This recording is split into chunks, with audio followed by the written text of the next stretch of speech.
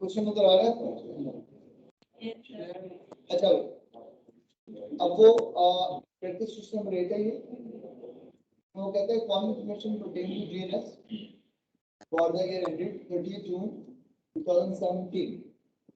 30 जून 2017 ये fan of करो। मैंने इधर से आगे और आगे और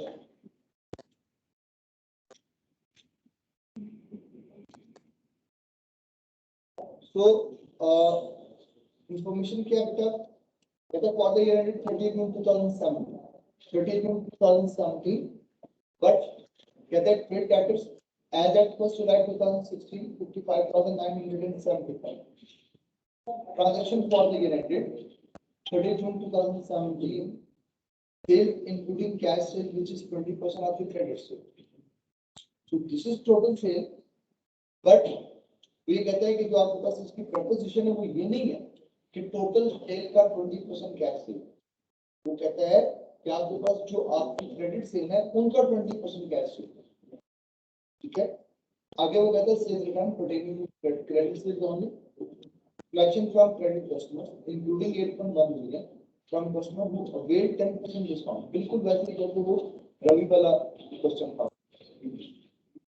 उसके बाद कहता है GNS maintaining specific provision for doubtful debts on the basis of suspend of status in addition a general provision is maintained at 4% of the remaining customers balance. तो स्पेसिफिक जो आइडेंटिफाई हो गए उनसे रिलेटेड और फिर जनरल। अब उसमें आपको इस में डिटेल देने का अंदाज उसका बड़ा खतरनाक है, वरना उसका कुछ सारी डिटेल्स उसका देखो बैलेंसेस है, रिसीवेबल्स, इनमें आपके पास उसमें आपको 4 कस्टमर्स दिए, एक मेहरान, एक बोनान, एक फाइबर और एक। ठीक है बेटा, ये जो आपके पास आपका 4 कस्टमर्स है मेहरान, बोनान, फाइबर, रावी, वो कहते हैं यार ये जो आपके पास आपके 4 कस्टमर्स है इनकी डिटेल। सबसे पहले उन्होंने उसने इन चारों कस्टमर्स के ओपनिंग और क्लोजिंग डेटर्स के बारे में लिखा यार। 1 जुलाई पर मेहरान का बैलेंस 400 था, 30 जून पर इसका बैलेंस बोनान 1 जुलाई पर भी 480 था, 30 जून पर भी 480। फाइबर 1 जुलाई पर 135 ओपनिंग और 90 क्लोजिंग। जो रावी है ये आपके पास आप ये कह लेंगे ओपनिंग क्लोजिंग दोनों 460 के बैलेंस। तो बात को फॉलो करें। अगले कॉलम में उसने आपको स्पेसिफिक प्रोविजन दी इनके ओपनिंग बैलेंसेस से रिलेटेड जो इस साल के शुरू में। तो देखो हमने पिछले साल के एंड पर यानी एक्चुअली ये जो प्रोविजन बनी थी ये आपके पास 30 जून 2016 की। जब हमने 30 जून 2016 में अपनी प्रोविजन ली थी तो प्रोविजन लेने का तरीका कुछ ऐसे था कि हम लोगों ने मेहरान इसके लिए स्पेसिफिक प्रोविजन 65 की ले ली, बोलान के लिए 240 की स्पेसिफिक प्रोविजन ले ली और फाइबर के लिए 95 की स्पेसिफिक प्रोविजन। जो रावी है इसके लिए ओपनिंग स्पेसिफिक प्रोविजन नहीं, इसका मतलब ओपनिंग में कोई मसला नहीं है। जैसे 480 देने तो थे लेकिन कोई अपरेंटली कोई चीज हमें समझ में नहीं आ रही, मतलब ये कोई आइडेंटिफाई नहीं है, ये हाईलाइट नहीं है, इसलिए हमने इसको स्पेसिफिक प्रोविजन बनाई है। तो इसकी जनरल प्रोविजन हम लोगों ने बनाई। उसके बाद इसमें एडजस्टमेंट रिक्वायर्ड एज ऑफ 30 जून 2007। कहते हैं आप इस साल में इनसे रिलेटेड तुमने एडजस्टमेंट करनी क्या है। पहली बात उसने कहा कि Mehran is facing severe cash flow difficulties, therefore a provision at 30% of the outstanding balance is required. यार ये जो इसका 320 का बैलेंस है क्लोजिंग बैलेंस, इस पर स्पेसिफिक प्रोविजन 320 की बनाओ, सॉरी 30% की बनाओ। बोलान के बारे में वो क्या कह रहा है, कहते हैं यार 480 का बैलेंस है 30 जून पे, the entire amount lead to the return as Bolan Darling has been declared bankrupt. कहते हैं बैंकरप्ट डिक्लेयर हो चुका है, 480 का बैलेंस जो आपको लेना है उसको राइट ऑफ कर दो। आगे कहते हैं The balance is in respect of all disputed invoices and need to be returned. उसने कहा है कि खबर है इसने 90 आपके देने हैं, इसको भी राइट ऑफ कर। ठीक है, आगे क्या कहता है? Ravi has stopped buying from GMs. Ravi हमारा एक्टिव कस्टमर नहीं है, हमारे लिए ये चीज बड़ी खतरनाक होगी, क्योंकि कस्टमर का इंटरेस्ट क्या होता है? ये जो क्रेडिट कस्टमर्स होते हैं ना, ये एक साइकिल में आपको पैसे देते हैं। तो साइकिल क्या होता है? साइकिल ये होता है कि ये आपसे क्रेडिट पर चीज खरीदेंगे, दोबारा फिर आपको कॉल करेंगे कि सर हमें सामान भिजवाओ। जब आप सामान लेकर आएंगे तो पिछले बिल की पेमेंट कैश में कर देंगे और अगला बिल फिर क्रेडिट देंगे। तो इस तरह से ये साइकिल चलता है। ये हमारे रेगुलर कस्टमर होते हैं। अब अगर इनमें से कोई एक कस्टमर बीच में से हमसे खरीदना बंद कर दे तो अलार्म बजना शुरू होगा कि यार ये बंदा हमसे क्यों नहीं खरीद रहा।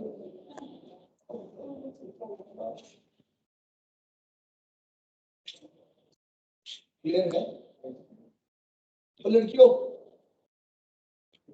इकट्ठा ही बैठना है या लल्ला लल्ला बैठ जाओ? एक इधर बैठ जाओ, किधर बैठ जाओ।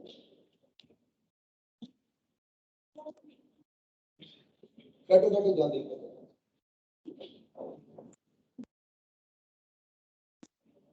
अच्छा, अब इसने आपसे खरीदना बंद कर दिया। अब जो हमसे खरीदना बंद कर देता है या जिसको हम स्टॉक देना बंद कर देंगे, उसे बड़े पैसे लेने में मुश्किल। प्रैक्टिकली मार्केट में उससे ये कलेक्शन करना बड़ा डिफिकल्ट होता है। अब ये वो चीज होती है जो अक्सर आपसे ये बात की जाती थी, मेरे मार्केट में पैसे फंसे। तो मार्केट में पैसे इसलिए फंसे होते हैं कि हम क्रेडिट पर उनको ये सामान देते हैं और अगली दफा क्रेडिट पर उससे आप ये कह लें कि जब स्टॉक देंगे दोबारा से तो पुराना बिल मिल जाएगा, तो वो तो सीक्वेंस में मिलता है। बेटा मेरी बात को फॉलो करें। अब हुआ ये कि हमने इसको क्रिटिकली एग्जामिन किया, हमें पता चला, उसने बताया हमें, कहता है कि it has been decided to set out 120 lakh तो 1,20,000 payable by James to Ravi. यानी आपने रावी के 1,20,000 देने हैं, अगर उसे 4,80,000 लेने हैं तो 1,20,000 दे देंगे। उन्होंने कहा जी सबसे पहले जी करो, इसको कॉन्ट्रैक्ट करो, इसको सेटअप करो। इसका मतलब 460 में से 120 तो तुमने ऑफसेट करा। अब नेट अमाउंट उसने हमारी देनी है वो 3,40,000। कहते हैं 3,40,000 पर 25% की स्पेसिफिक चोरी होना आइडेंटिफाई हो जाए। फिर इसके साथ हम नेगोशिएशन में जाएंगे, बातचीत करेंगे, कुछ बंदे बीच में डालेंगे, कहेंगे यार सामान खरीदना बंद करके हमारे पैसे देने हैं, वो रिकवरी के लिए कोई मोडालिटीज तय करेंगे, कोर्ट का चक्कर लगाएंगे, वो फिर आगे होगा। लेकिन राइट नाउ हमने एक आख इसलिए 25% का आप ये कहेंगे मुझे 2 ईयर का बेटा क्लियर है? अच्छा, अब क्वेश्चन भाई करना क्या है? मुझे डेटर का अकाउंट बनाना, मुझे प्रीवियन का अकाउंट बनाना, मुझे बैटेड का अकाउंट बनाना। बस ये 3 अकाउंट्स मुझे इसके अंदर कंस्ट्रक्ट करना। You got it? समझ लगी बात? अब इस क्वेश्चन को मैं सॉल्व करता हूं। इसको देखिए हमने सॉल्व करना है। ये आपका सबसे ज्यादा डिटेल्ड न्यूमेरिकल है जो आज तक आपके पास पेपर्स में आया है। दूसरे बात में ये प्रूवियन का सबसे बड़ा न्यूमेरिकल है, और अगर आप इसको देखेंगे तो एक ऐसा न्यूमेरिकल है कि जो प्रूवियन को आपको बहुत अच्छे लेवल पे समझाएगा। आप अपनी बात को अंडरस्टैंड करें। चलो अब इसको परफॉर्म करते हैं बेटा। बेटा मैं इसको अगर आपने पिक्चर ले गया तो ले लो, पिक्चर ले लिया बेटा।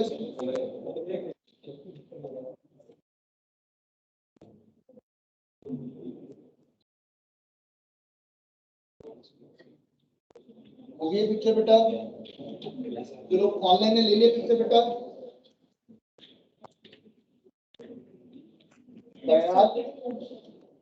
सर ले लिया।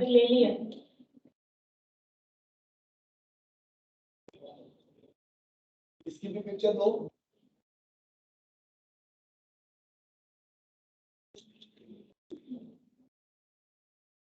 हो गया बेटा?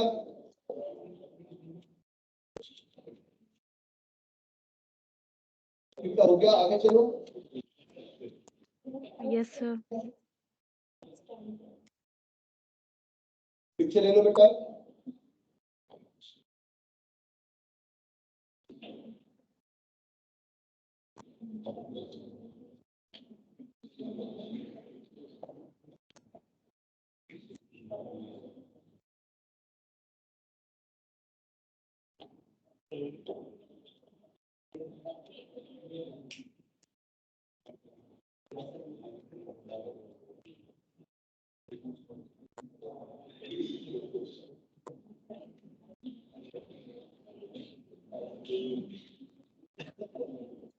चलिए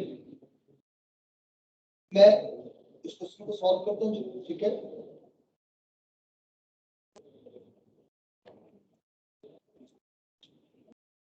अब ये आउटस्टैंडिंग बैलेंसेस का मतलब ये है कि आपके पास ये वो पैसे हैं जो उन्होंने इस डेट पे हमारे दे रहे थे, ठीक है बेटा। आउटस्टैंडिंग बैलेंस मतलब ये रिमेनिंग बैलेंसेस हैं जो उनसे हमने कलेक्ट करना, ठीक है। अब तक इसकी मेन रिक्वायरमेंट्स में आपके पास डेटर्स का अकाउंट फिट है,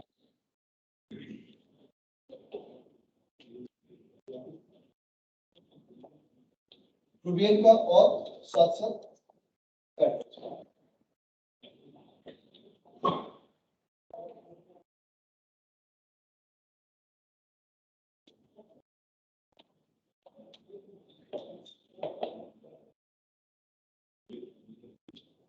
चलिए सबसे पहले आपके पास ट्रेड डेटर्स, इनका अकाउंट, इस अकाउंट में उसने आपको कुछ बैलेंसेस दिए हैं, उनको लेके चलो। उसके साथ साथ जो भी है और बैड डेट्स का अकाउंट, ये जो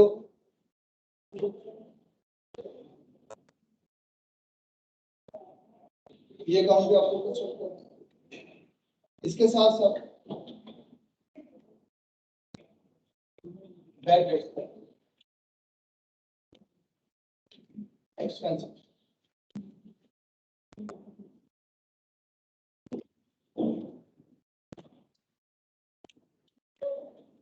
ये तीन अकाउंट हमने कंस्ट्रक्ट कर दिए। अब इनकी फिलिंग स्टार्ट। पहला आपके पास इसको ओपनिंग बैलेंस लेटर को उसने दिया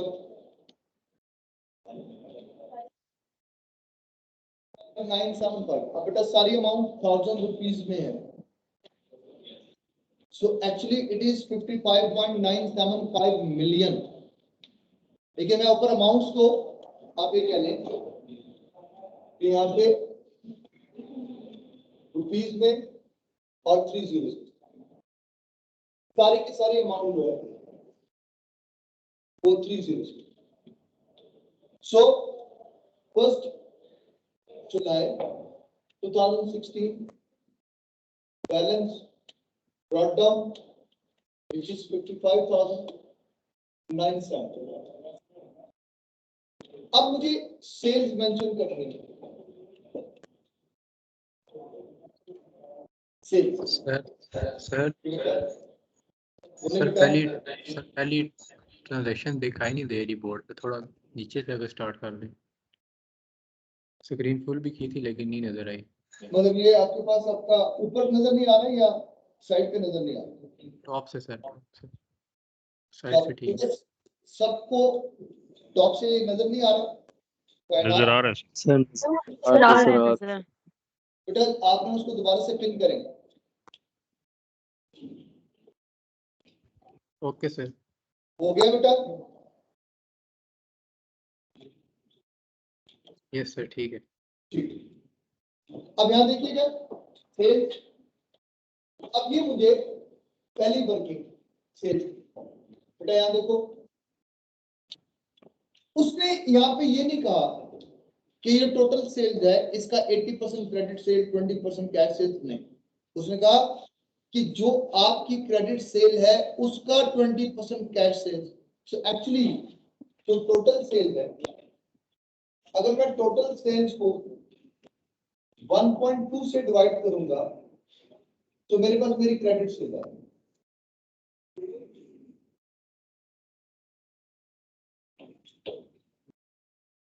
मेरी बात को फॉलो करें। अब ये 1.2 कैसे, ठीक है, ये आपकी समझने के लिए। Let credit sale is equal to x, then total sales is equal to x plus 0.2x। 0.2 को इशू तो नहीं बेटा, 20% फ्रैक्शन में ले गया, ठीक है बेटा, क्लियर है। सो 1.2x is equal to total sales.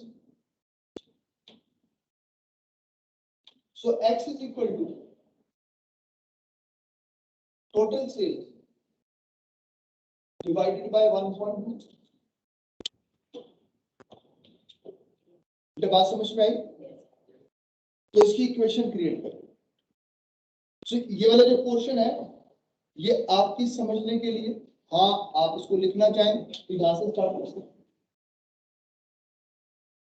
मेरी बात को फॉलो करें, वर्किंग का हिस्सा बनाना चाहें तो ऐसे कर सकते हैं। वैसे अगर आपको ये समझ में आ जाए तो वो जो ऊपर वाला है उसी से आप अपने बस अपनी चीजों को डिफाइन कर सकते हैं। तो जो आपके लिए क्लियर है। सो ये कैपिटल देखो, उसने एक इक्वेशन आपके पास क्रिएट, देखो जो टोटल सेल्स है उसमें दोनों चीजें होती है, कैश सेल्स भी और क्रेडिट। तो हमने यहाँ पे अज्यूम कर लिया कि let credit sale equal to, if credit sale is equal to x then cash sale is equal to 20% of x। तो cash cell and credit sale को जब मैं प्लस कर लूंगा तो ये टोटल सेल है। सो x प्लस 0.2x, तो x का coefficient 1, so 1x plus 0.2x 1.2x, so x is your credit sale, so total sale divided by 1.2 is your credit sale। बेटा समझ में आई बात या नहीं आई? क्लियर है? ठीक है बेटा। सो 4,50,000। अगली बात क्या बता रहे हैं, कहता है यार सेल्स रिटर्न हुई है सारी की सारी क्रेडिट सेल पर। तो यहां पर बेटा हमने सेल्स रिटर्न वो मेंशन कर 6300। साथ ही कहता है आपने कैश कलेक्ट की है, that is 4,38,000। but this 4,38,000 बेटा इधर ध्यान करें, included an amount of 8,100, 8.1 million 8,100 वाली अमाउंट वो है जो नेट ऑफ 10% डिस्काउंट है। So this 8,100 is actually 90% of the original amount। तो मेरी बात को फॉलो करें, नहीं समझे बात? अगर नहीं अच्छा, अब इसका मतलब डिस्काउंट वर्किंग टू। सो क्या करूंगा, यहाँ में 8,100 divided by 90% into 10%, that is 900 is discount। बात समझ में आ रही? डिस्काउंट 9 निकला कैसे? Let original amount is equal to x। मेरी बात को फॉलो करें, लेट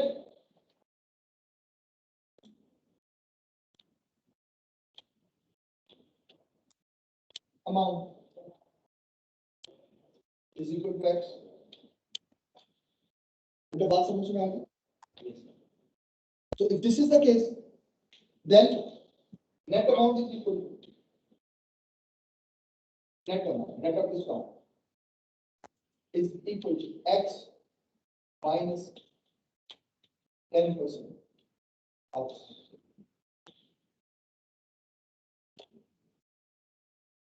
Clear है?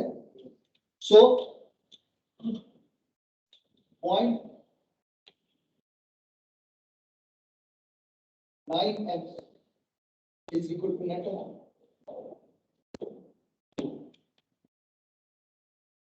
Clear है? Clear है? So x is equal to, which is original amount, net amount divided by 0.9, that is 90%.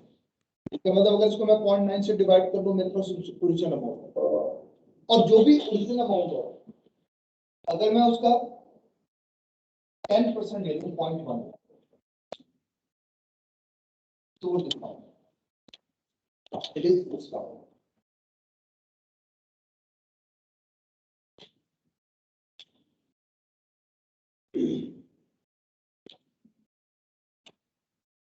Got it? तो इस तरह से हमने ये 900 को लिखा. क्लियर है? Yes, sir. ना वन होगा, उसने कुछ भी एडजस्टमेंट किया, मैं रात बैटेड नहीं हुआ, हाँ पूर्वीन चाहिए, देख लेंगे जब डेटर का बैलेंस होगा. लेकिन जैसे बुलान पे आता है तो यहाँ पर वर्किंग थ्री और बोला कहता यार इसको राइट कर, इसको जबा कर दो, खत्म करो. मेरी बात समझ में आ रही? Saturday is not an of day. आज मैं बताऊंगा ये ऑफ डे नहीं. मैंने अगले 15 मिनट में अगला क्वेश्चन पुराना सुबह दिन एंट्री करूंगा. लास्ट पेपर के बीच में स्टूडेंट्स ने ये कहा था कि सर आईटी यूं लगता है कि पूरा पेपर इन्वेंटरी से बना.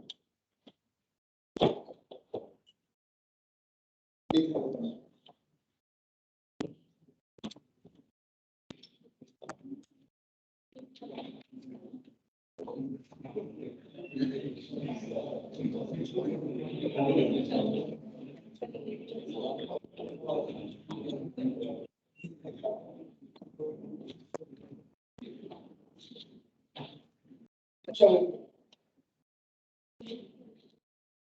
जी बेटा, अब वो कहते हैं यार इसको राइट ऑफ करो, इस साल में इसको राइट ऑफ करना है. ठीक हो गया. इसका मतलब ये है कि अब मैं अपनी एंट्री को माइंड में लेके आऊंगा. तो यार बैड डेट्स में कन्वर्ट करना है, तो एक बात तो क्लियर है कि मुझे ट्रेड डेटर्स को क्रेडिट करना है. लास्ट में जो लोग बैठे हुए हैं उनको नजर आ रहा है? ठीक है, इसको तो मुझे क्रेडिट करना है. अब एक बात समझो, क्योंकि इसकी स्पेसिफिक प्रोविजन थी तो स्पेसिफिक प्रोविजन खत्म करनी पड़ेगी. तो मुझे यहां पर प्रोविजन को डेबिट करना पड़ेगा 240 और बैड डेट्स जो डिफरेंस है 240. क्लियर है? Yes, sir. गोदान राइट ऑफ करना. अब अगर मैं इसको देखता हूं तो अब मुझे इसकी पोस्टिंग करनी. इसका मतलब कि डेटर के अकाउंट में बैड डेट्स वर्किंग 3 240, इसके अलावा प्रोविजन बेटा 480 से ही हो रहा है, लेकिन 200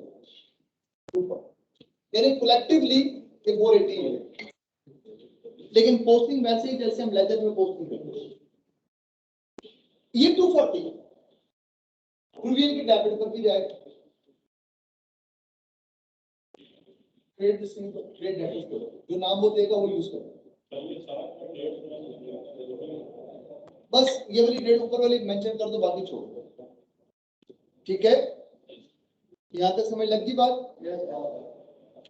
बेटा यहाँ तक क्लियर है? बेटा मुझे बताओ ये क्लियर है एंट्री? और बैटर्स में आपके पास ट्रेड डेटर्स,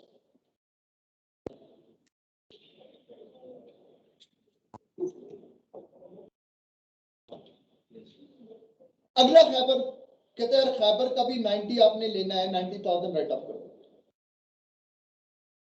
ठीक है बेटा, वर्किंग फॉर खैबर। ठीक है बेटा,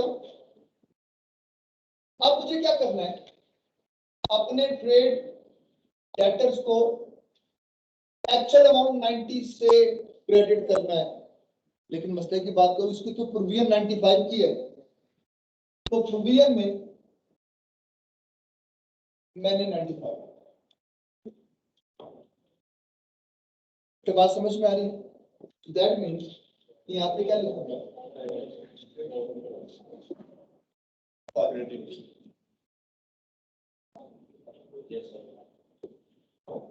अब पोस्टिंग कैपिटल के अकाउंट में प्रोविजन वर्किंग फॉर ना 90 तो डेटर के सामने लिखा है। प्रोविजन के अकाउंट में ट्रेड डेटर्स 90 और डेटर्स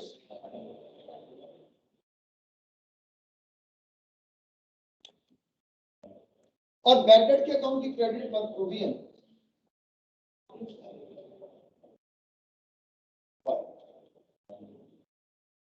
ठीक है बेटा?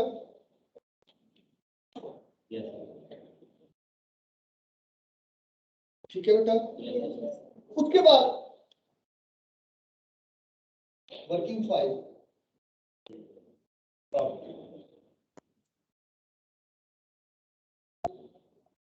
कहता है यार 120 को कॉन्ट्रा करो, कॉन्ट्रा सेटलमेंट की पक्की एंट्री थी, payables debit receivables credit, creditors debit debtors credit.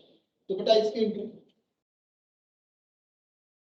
Creditors को डेबिट करो और अब यहाँ पे पूरा लिखना था trade creditors credit 120 it is Contra settlement बेटा, कॉन्ट्रा सेटलमेंट। ये बात समझ में आई बेटा? अब यहाँ आ जाओ, यहाँ पे क्या लिखूंगा, ट्रेड क्रेडिटर्स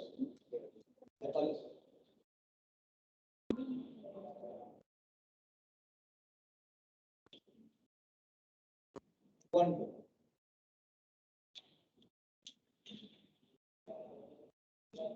क्लियर है? ये हो गया। अब जनाब आखिरी चीज बैलेंस करिए, इसको बेटा टोटल करो।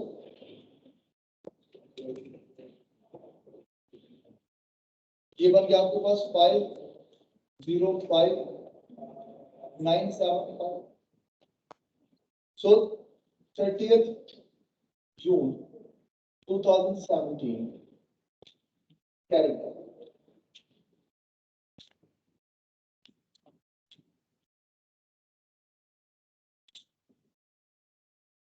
देखो बेटा क्या आंसर है।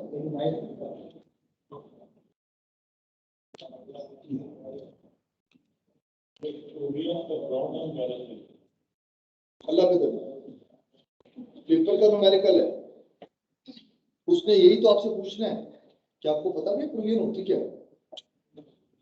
ये ओपनिंग और क्लोजिंग बैलेंस मेरे पास आ जाए तो क्वेश्चन खत्म हो जाएगा, और ये क्वेश्चन का सबसे क्रिटिकल एलिमेंट है। अब मुझे बताओ तुम क्लोजिंग प्रोविजन कैसे लो?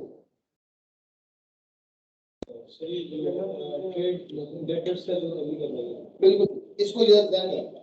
इसका मतलब कि मुझे 30th June 2017 पे जो कैरेट ऑन बैलेंस लेना है उसके लिए वर्किंग शिफ्ट कैसे करूंगा, कैसे करूंगा वर्किंग देखना।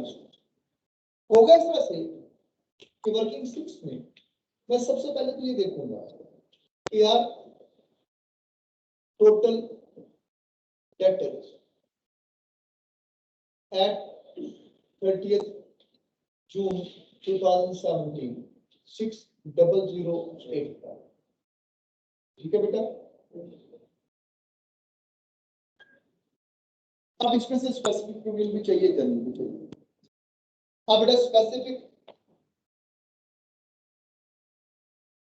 प्रोविजन दो पे चाहिए। एक चाहिए मेहरान को, जिसने हमारा 320 देना, बेटा बात को फॉलो करना, और उस पर कितना चाहिए 30%। आंसर बताओ।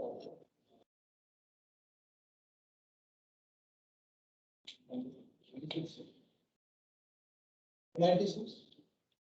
दूसरा 340 क्यों? 120 कॉन्ट्रैक्ट किया है, 460 में से 120 तो माइनस हो गया, पीछे बचा 340 का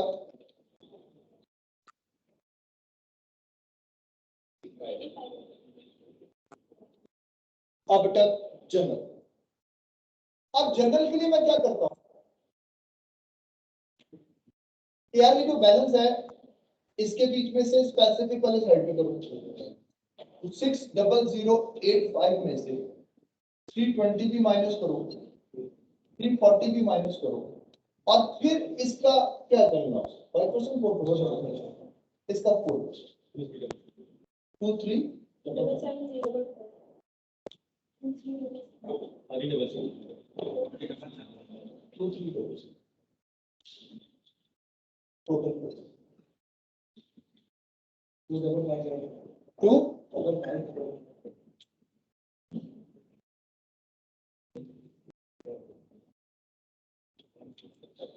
ठीक है बेटा। तो यहां पर 2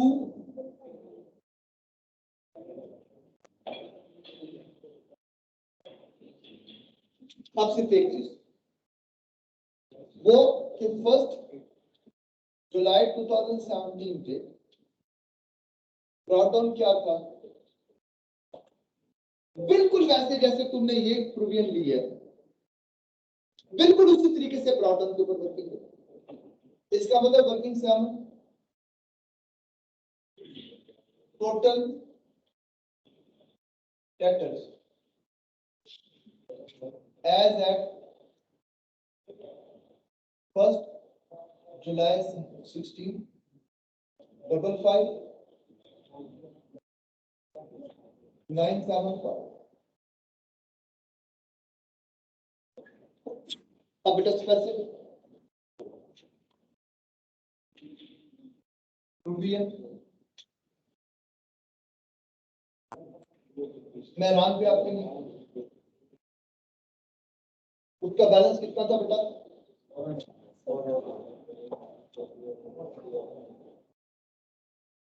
400 बेटा, और 400 पे प्रोविजन कितनी ली थी, उसको खुद बता दिया 400 पे 65, कोई परसेंटेज नहीं, खुद बता सकते 65 की प्रोविजन। उसके बाद बोला 480 का बैलेंस, खुद बता दिया कि यार 240 की प्रोविजन। उसके बाद साइबर उसने 135 देने, खुद बता दिया कि 95। रावी पे आपके पास ओपनिंग कुछ नहीं, इसका मतलब रावी ओपनिंग के लिए स्पेसिफिक प्रोविजन के लिए क्वालिफाई नहीं किया, साइड पे करो। अब जनाब जनरल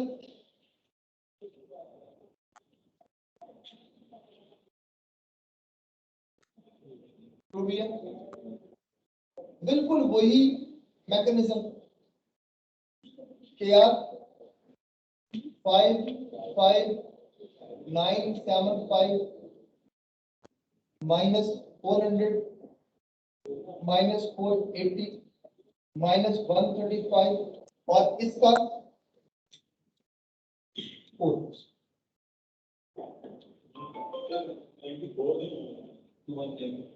सॉरी बेटा,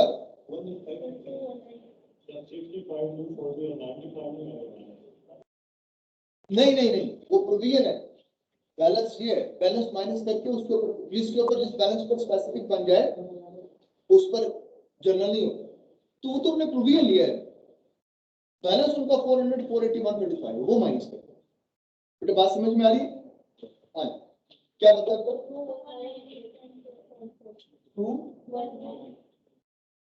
2198 और दफा करो।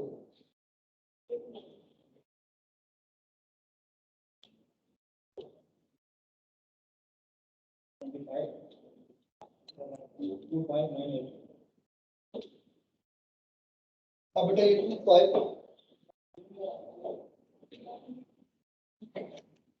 अब बेटा 30th जून 2017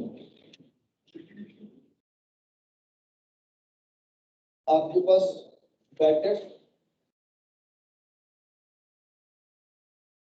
टोटल करो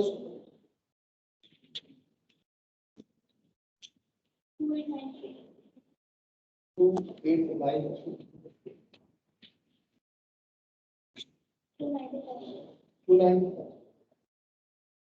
आगे 295 प्रोविजन से नाले 535 profit and loss 30th June 2017 profit and loss account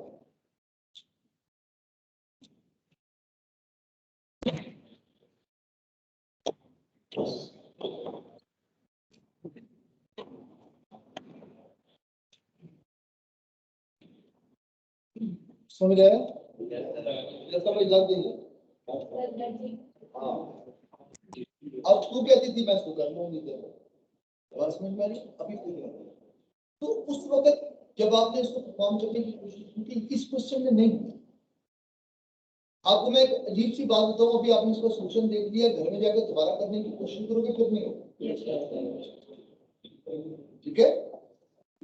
आप बात को अंडरस्टैंड करें। सो ये जो गिवन न्यूमेरिकल्स हैं, इन न्यूमेरिकल्स को आपने एक दफा देखा, अब इसका मतलब इस तरह के न्यूमेरिकल को सॉल्व करना, इसको प्रोसेस करना, अभी थोड़ा सा मुझे इसको ना और इसमें लेके चलना पड़ेगा। आप मेरी बात को फॉलो करें, ठीक है? ऐसे नहीं,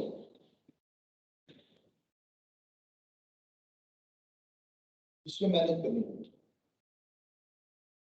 वो पता नहीं आपकी बुक में वो कहानी थी या नहीं थी, हमारे बारे में थी जब हम उर्दू की बुक पढ़ा करते थे, पता नहीं कौन सी क्लास में। वो कहानी ये थी कि जनाब एक जमींदार के घर में बहू बैठी हुई होती है, तो वो आटा जो है वो गूंद के रखती है, तो एक कवा आता है तो उसमें से ना वो चोंच से ना वो आटे को निकाल के चला जाता है। तो ये हंसती है और कहती है कि मेरे बाप के घर में जो आटा था ना, तो उसको निकाल के लेके जाकर तो दिया। तो वो जो बैठे हुए होते हैं, उसका बेटा भी ससुर भी बैठा होता है, तो पता है ये क्या ऐसी खास बात थी जो उस आटे में थी और उस आटे में है, तो वहां पे नहीं निकाल सकता। तो उसको कहती है पति मैं ये नहीं कह रही, मैं सिर्फ ये कह रही हूँ कि वो जो मेरे बाप और भाई थे वो बहुत मेहनत करते थे, तो कहते हम नहीं करते मेहनत, लेकिन ये मेहनत आप भी करते हैं। तो उसने कहा फिर क्या तरीका है? उसने कहा इस दफा जब आप हल चलाएंगे तो मैं जब तक आपको ना पहुंच सकता बीज नहीं वो हल चलाते हैं, तो एक पानी का घड़ा लेकर जाते हैं, पानी का घड़ा उसके ऊपर वो जहाँ पे उसने हल चलाया होता है तो फेंक के तो डूब कितने अभी और डीप जमीन को नरम वो नरम करते हैं, उसके बाद फिर आपके पास हो जाती है, जाके उसको फिर वो घड़े को फेंक के तो टूटता तो नहीं, लेकिन उड़ता कहते नहीं अभी नहीं, अभी और इसको मैंने फिर मेहनत करते हैं, तो फिर जब वो घड़ा लेकर जाती है तो जब वो फेंकती है तो वो ना जमीन में धंस जाता है, क्योंकि अब इसको ठीक है और बीज डालते हैं, कहते हैं अब मैं इस आटे को गूंद के रखती हूँ, अब एग्जामिनर को इसमें से लेगा। मेरी बात समझ में आई? पहली दफा नहीं होगा, फर्स्ट टाइम आपने पहली दफा इस हॉरर मूवी को देखना जो पेपर होगा। सो आपको देखना है कि आपको इन चीजों को कैसे मैनेज करना। So you need a time, 1 2 3 रटे नहीं लगाना।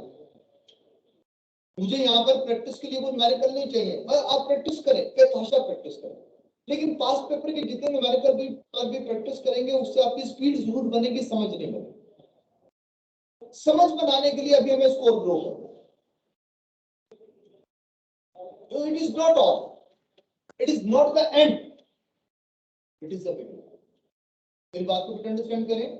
लास्ट न्यूमेरिकल्स की पिक्चर ले लो, आप भी क्वेश्चन करते हैं, उसके बाद इसके असाइनमेंट बना के दोगे मंडे को मुझे, और इंशाल्लाह जो नेक्स्ट न्यूमेरिकल्स हमारा जो पेज होगा उसके बीच में हम इसको रिवाइज करें। ठीक है, अब जब आप इसकी रिवीजन करेंगे, पहली रिवीजन 1 घंटे में पूरा चैप्टर रिवाइज होगा।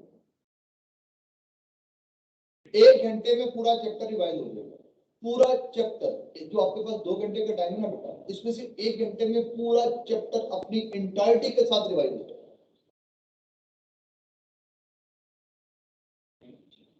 लेकिन उसके बीच में क्या होगा मैं आपको बता देता हूँ। पास पेपर सारे क्लियर हो जाएंगे।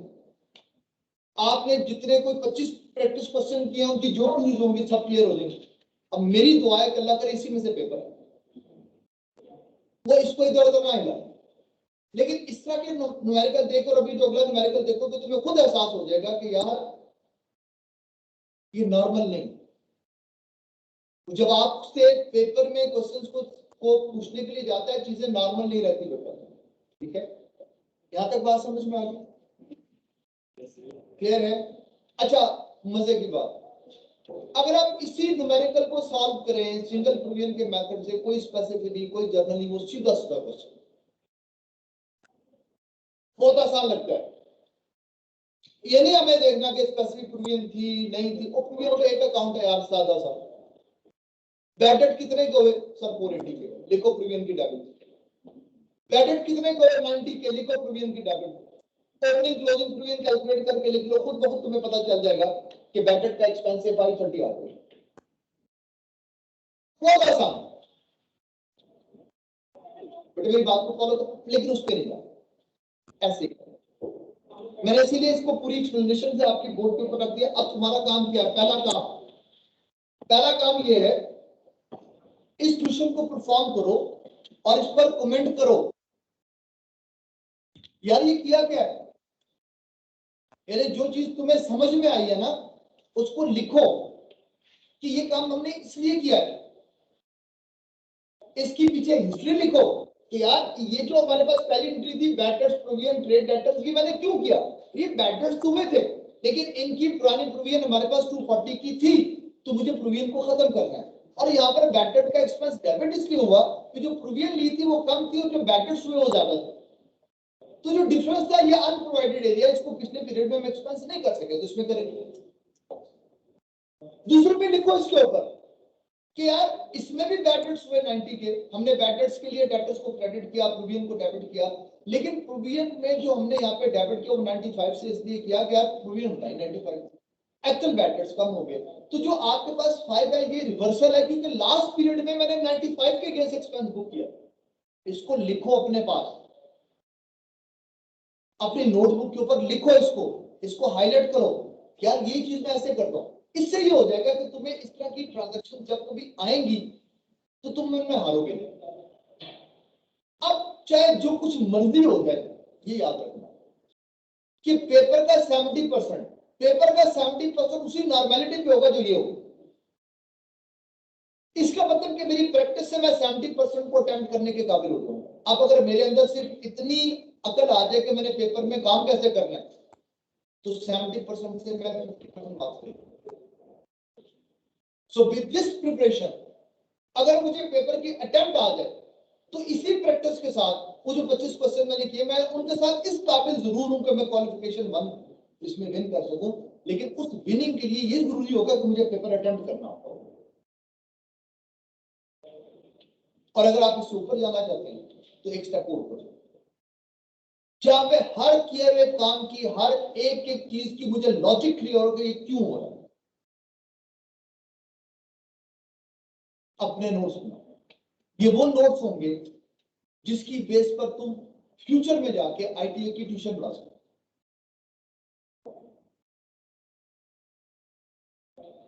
बड़े पैसे हैं इसमें। तुम्हें समझ आ रहा है कि मुश्किल से आता है।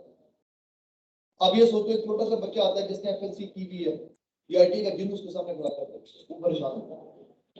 अब ना वो कोई मिलते करता है, वो भाई से पढ़ा सकते हो, हाँ 15,000 को 2 महीने का होता है, ठीक है, मेरी बात को अंडरस्टैंड करें।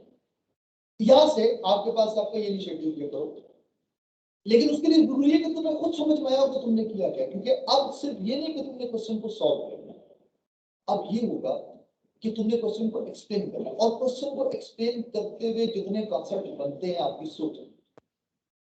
इसीलिए ये जो रिवीजन क्लास का फेज है, इसके बीच में मैंने CR से ये रिक्वेस्ट किया कि मुझे वो बच्चे भी हाईलाइट करके दो जो बहुत अच्छे हैं, और मुझे उनके बारे में बताओ जो नहीं समझ पाओ। जो बहुत अच्छे बच्चे हैं इनको उनके साथ अटैच कर दूंगा, 2-2 बच्चे यार साथ इनको पढ़ाओ, वो पास हो ना हो तुम हो जाओ।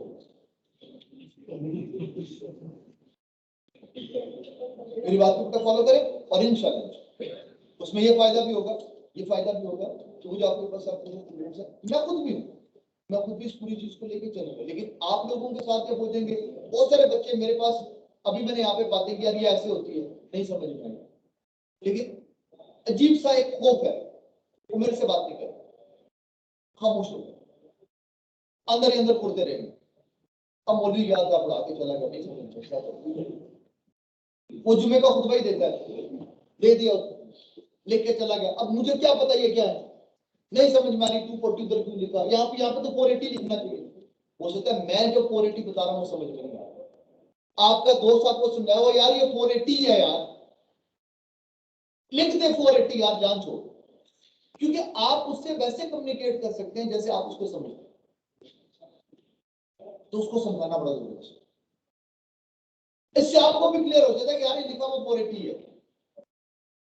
बेटे मेरी बात को फॉलो करें, क्लियर है? अब अगला क्वेश्चन,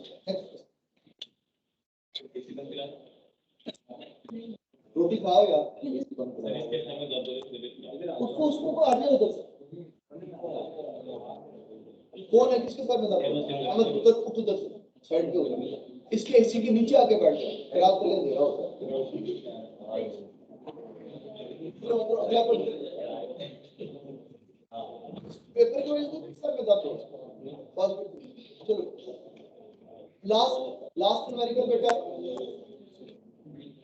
ऑटोमैन एंटरप्राइजेस बेटा बहुत खूबसूरत numerical,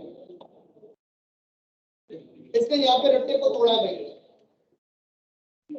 last numerical ottoman, practice question number 7 बेटा। अब मिल गया क्वेश्चन, अब इसको क्वेश्चन को देखो, चलो बेटा डिस्कस करो बेटा, चलो ऑनलाइन है, आपको क्वेश्चन नजर आ रहा है? Yes sir. चलो बेटा यहाँ देखना बेटा, वो प्लीज मुझे आपकी सिर्फ 10 मिनट चाहिए।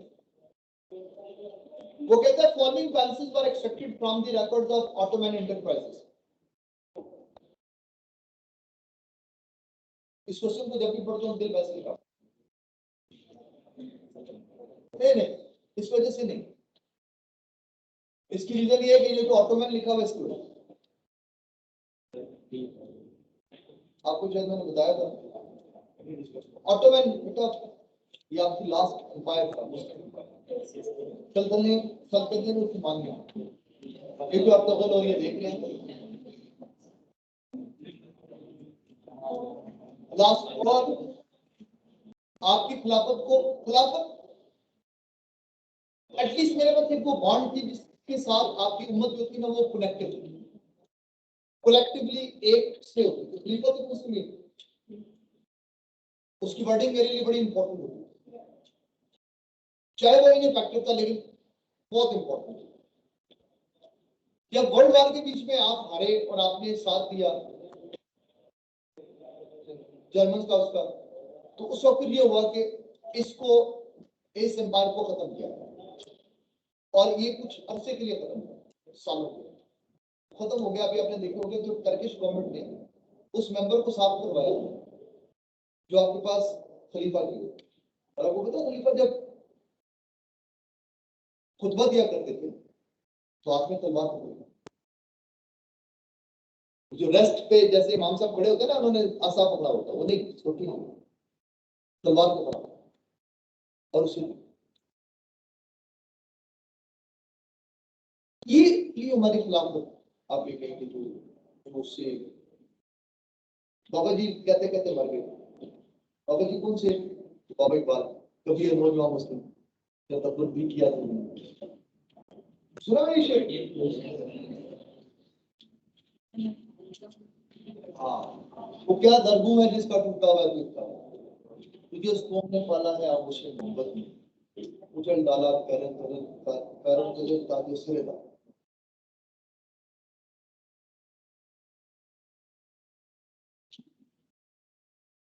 सो पास्ट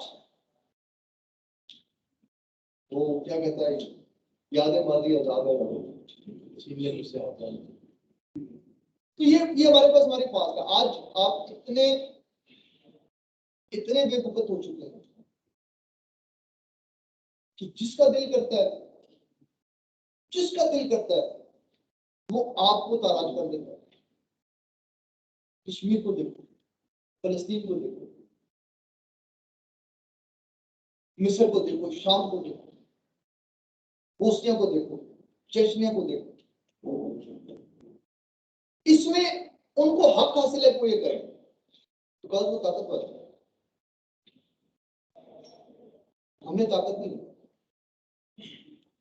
हम अपनी रवैया से हट गए। तो जब हटेंगे बेटा तो फिर ये तो होगा।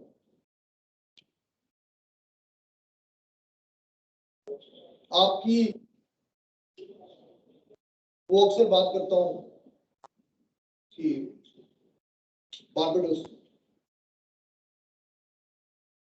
बारबाडोस है जहन में नाम, फिर उसका भी सीजन है। वो नहीं, एक्चुअली अफसोस ये है कि मैं जानता नहीं वो कौन। बारबाडोसा जो है ये आपके नेवल कमांडर थे। बारबाडोसा के साथ ऐसी ऐसी मिथ अटैच है जो आज तक बुरा नहीं समझ पाता। बारबाडोसा के बारे में पूरे में ये मशहूर था, रोमन अंपायर पूरा आपके खिलाफ था। उसने रोमन अंपायर पूरे को जिस तरीके से मारा है, उसकी उसकी नेवीज को आपकी सोच है। तो वो कहते इसके क्रू मेंबर्स जो है वो इंसान नहीं है, ये भूत है।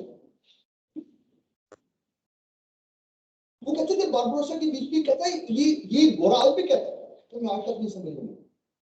कहता है बारबाडोसा के पास एक कैपेसिटी थी कि वो जमीन में जहाज चला सकता था।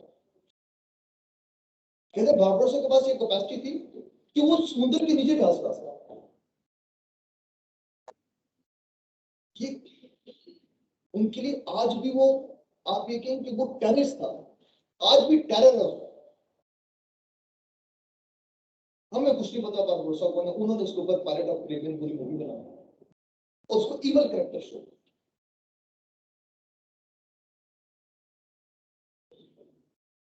आज भी डरता है उससे। आपको पता है उनकी कब्र मुबारक बारबाडोस में, बारबाडोसा के नाम पे है, यूनान के बीच में। उनकी कब्र मुबारक उस बंदरगाह के पास है, समुद्र से नजर आती है। और ये याद रखो, जब कभी भी उस कब्र के पास से कोई शिप का कैप्टन गुजरता है ना, तो डेक पे खड़ा होकर शूट करता है उसको, चाहे नॉन मुस्लिम है। ये जरूर मानता है कि यार कमाल का जान रहा।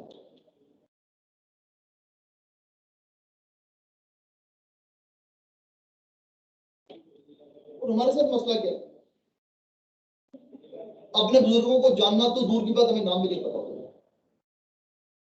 ना बराबर। हमारे मसाजिद के मेंबरों से जहाद का दर्द खत्म हो, तो फिर ये भेड़ बकरी पैदा होंगी ना, जिनको जो जिसका दिल चाहे वो हाँक के ले जाए, जिसका जिधर दिल करे उनको जबा कर दे।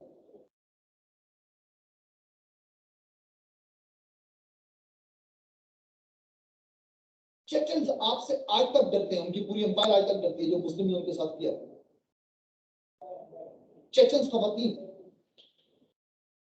मेरे जहन में से उनका नाम निकल गया, अमीर उनका क्या नाम था, अमीर शामिल था या कोई ऐसा नाम था।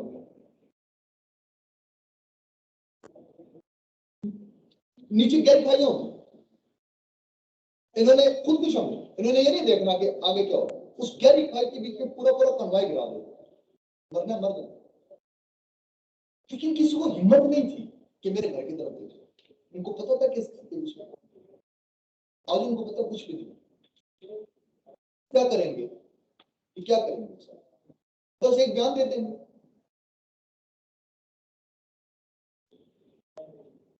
और कुछ नहीं, अपना नुकसान, उनको कुछ नहीं।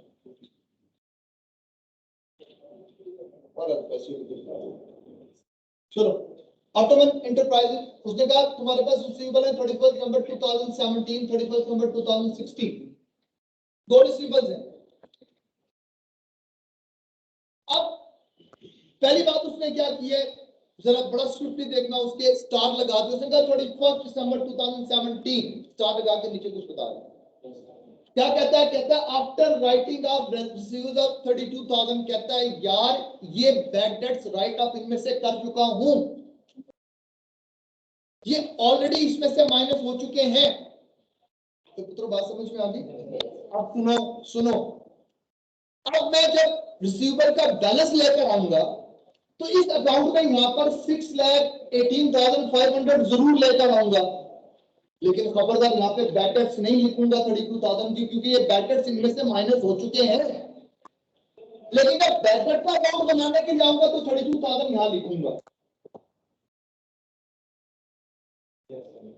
कोई मुझे बता सकता है क्यों लिखूंगा? यार ये ट्रायल बैलेंस में है, आपके ट्रायल बैलेंस में बैड डेट्स 32,000 के मेंशन है, आपके ट्रायल बैलेंस के बीच में 6,18,500 के रिसीवेबल मेंशन है। ये 6,18,500 बेसिकली नेट हो चुके हैं। बेटा बात समझ में आ रही है? अब आगे उसने कहा जनाब the following adjustments need to be made at 31st December 2017। क्या पहली बात कहता है cash of 17,850 was received from MJM। MJM से आपने ये कैश रिसीव की है, whose balance have been written off in 2016। आपने 2016 में उसको बैड डेट में कन्वर्ट कर दिया था। Now this is bad debt recovered। एक बात लाजिम है कि बैड डेट रिकवर्ड को बैड डेट के अकाउंट की क्रेडिट पर लिखूंगा। आगे क्या करूंगा? क्यों लिखता हूं रिसीवेबल की डेबिट पे? नहीं,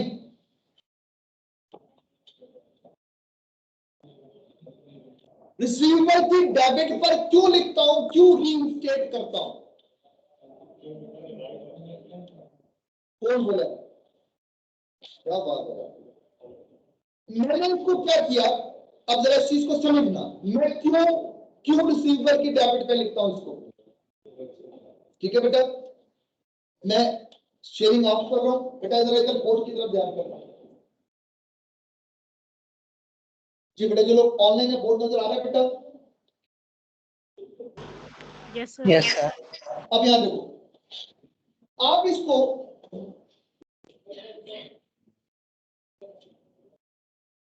बैड डेट्स रिकवर्ड को हम रिसीवेबल की डेबिट पे क्यों लिखते, इस चीज को अंडरस्टैंड।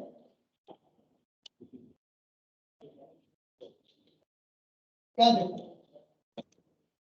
लेकिन एक रीजन ये होती है कि लास्ट ईयर के बीच में मैंने जब बैड डेट्स लिए थे, अब बेटा एक बात समझो, इन बैड डेट्स से रिलेटेड चाहे स्पेसिफिक प्रोविजन थी चाहे नहीं थी, एक काम कॉमन होता है कि मैं अपने रिसीवेबल्स को, मैं अपने डेटर्स को क्रेडिट करता हूं। अगर प्रोविजन ली होगी तो प्रोविजन को डेबिट कर दूंगा, नहीं ली होगी तो बैड डेट्स। यही है ना, अगर प्लूवियल लिया कम भी तो जो डिफरेंस है बैड डेट्स में, लेकिन एक बात कॉमन, 480 से रिसीवेबल ने क्रेडिट होना है। एक्चुअल बैड डेट 90 हुए, रिसीवेबल ने क्रेडिट होना है, इस पे डाउट नहीं। बेटा ये बात समझ में आ रही है? तो हम इस एंट्री को परफॉर्म कर लेते हैं, तो बेसिकली मैं इस एंट्री को अपने रिसीवेबल्स की क्रेडिट साइड पर लेके चलाता हूं। यहां देखो, जब मैंने इसको यहां लिखा तो ऑटोमेटिकली जो बैलेंस मैंने दिया उसमें से ये माइनस हो गया। इस पे किसी को डाउट तो नहीं है पुत्रों? अब अगली बात, जब आप कैश की कलेक्शन करते हैं ना बेटा, कैश कलेक्शन, बेटा याद रखना, कैश कलेक्शन में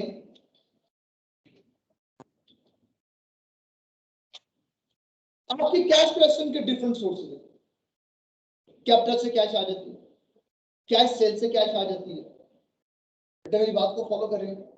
कोई लोन लिया उससे कैश आ गई, किसी एसेट को डिस्पोज ऑफ किया उससे कैश आ गई, लेकिन जो मेजर सोर्स है वो क्या है? Collection from receivables,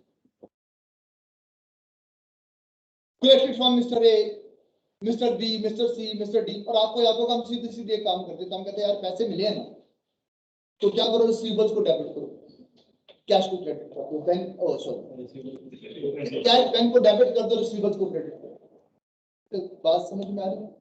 irrespective of anything, उस वक्त हमें इस चीज का होश नहीं रहता। बेटा तो ध्यान दो, उस वक्त हमें इस चीज का होश नहीं रहता कि यार ये बैड डेट्स थे, रिकवर है क्या, कोई कस्टमर से लिए तो हमसे गलती हो गई। ये बेसिकली यार है कि जो बैड डेट्स भी रिकवर होते हैं, हम अपनी एक एंट्री परफॉर्म कर रहे हैं जिसमें कैश बैंक इसको डेबिट करके हम अपने डेटर्स को क्रेडिट करते हैं। तो बात समझ में आ रही है? अब इस गलती को ठीक करने के लिए मुझे क्या करना पड़ता है कि क्योंकि मैं इस कैश बैंक को यहाँ पर डेटर में क्रेडिट कर दिया, हालांकि डेटर्स रिकवर्ड से एक दफा राइट अप हो चुके हैं ना, दोबारा क्यों लेस कर? बेटा मेरी बात को फॉलो करें, ठीक है ना?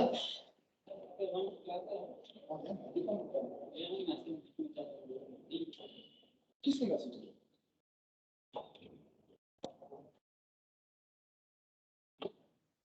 बात समझ में आ रही?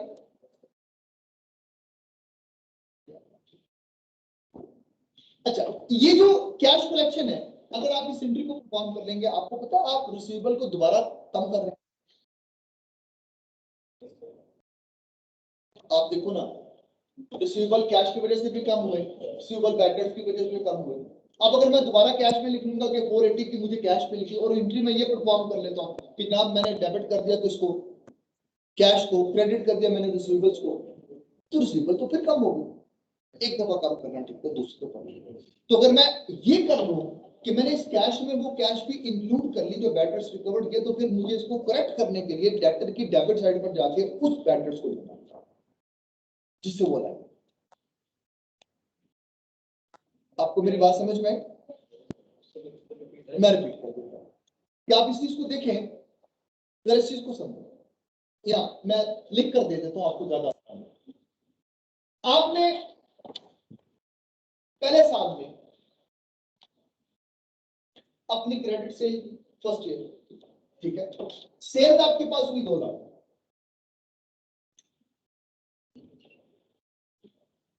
आपने कैश कलेक्ट की 1,50,000, आपके बैड डेट्स हो गए 8,000, लिखने यहाँ पे यार बैड डेट्स हो गए, बैलेंस कैरी डाउन कितना आ गया?